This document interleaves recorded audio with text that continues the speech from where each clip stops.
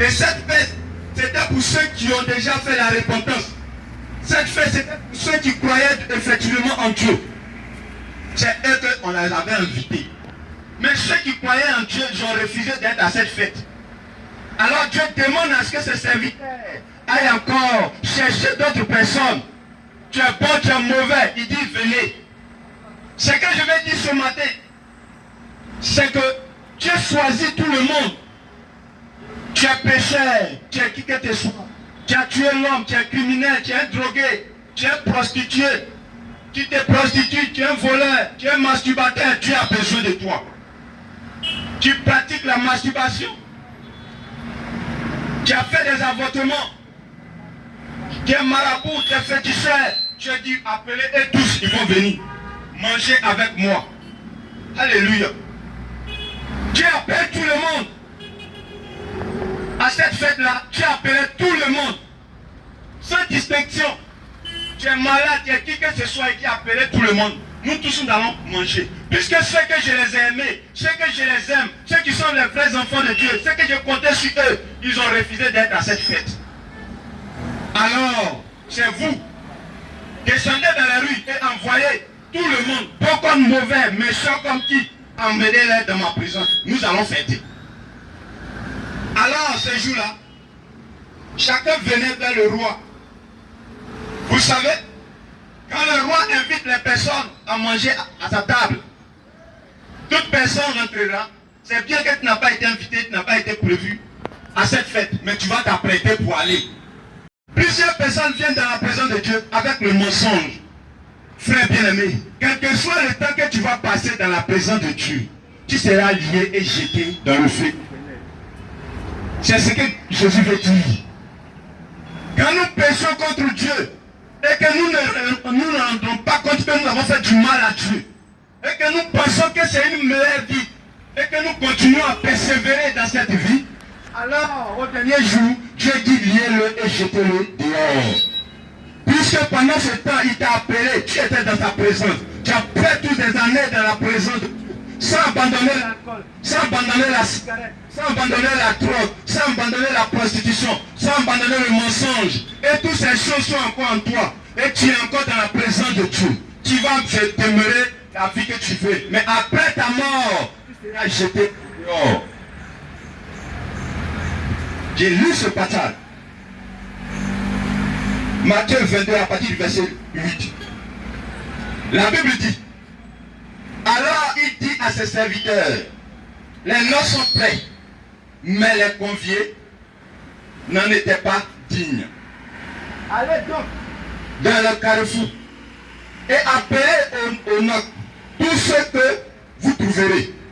Ses serviteurs allèrent dans les chemins, rassemblèrent tout ce qu'ils trouvèrent, méchants et bons. Et la salle des noces fut pleine de convives. Le roi entra pour voir ceux qui étaient à table, et il aperçut là un homme qui n'avait pas revêtu un habit de noces. Il lui dit, mon ami, comment es-tu entré ici sans avoir un habit de noces? Cet homme eut la bouche fermée. Alors le roi dit au serviteur, liez-lui les pieds et les mains, et jetez-le dans les ténèbres du dehors, où il aura des pleurs et des grincements dedans. Car il y a beaucoup d'appelés, mais peu d'élus. Frère bien-aimé, comme j'ai expliqué tout à l'heure, cet homme est entré sans habit de noces. Ce parabole, Jésus veut nous faire comprendre que ils ont été tous appelés. Ils ont été tous à la salle de fête. Mais qu'est-ce qui les a différenciés? Qu'est-ce qui a fait que cet homme a été mis dehors? C'est parce que cet homme n'avait pas abandonné le péché. Il était bel et bien appelé pour servir Dieu, pour faire l'œuvre de Dieu. Mais cet homme n'a pas accepté de vivre selon la volonté de Dieu. Cet homme ne s'est pas prêté pour suivre les commandements de Dieu. Alors Dieu lui dit, puisque tu n'as pas accepté cela, liez-le et jetez-le dehors. Parce que plusieurs années, tu as entendu, quand les amis venaient, tu les as vus et tous changer de vie, tu les as vus et tous abandonner l'alcool, tu les as vus et tous abandonner la prostitution, tu les as vus tous abandonner le mensonge. Mais toi, tu as préféré rester tel que tu es. Venir parce que c'est un roi qui t'a appelé. Tu n'as pas considéré le roi. Tu es venu comme ça. Quand Dieu t'appelle ou encore on t'invite dans la maison de Dieu, ça veut dire qu'il y a un Dieu puissant qui est là pour toi. Ça veut dire qu'il y a un homme que tu dois aller glorifier. Et en partant, tu dois t'apprêter. En partant, tu dois être sérieux. En partant, tu dois abandonner toute ta vie. Tu dois tout laisser pour que tu plaies à cet homme-là.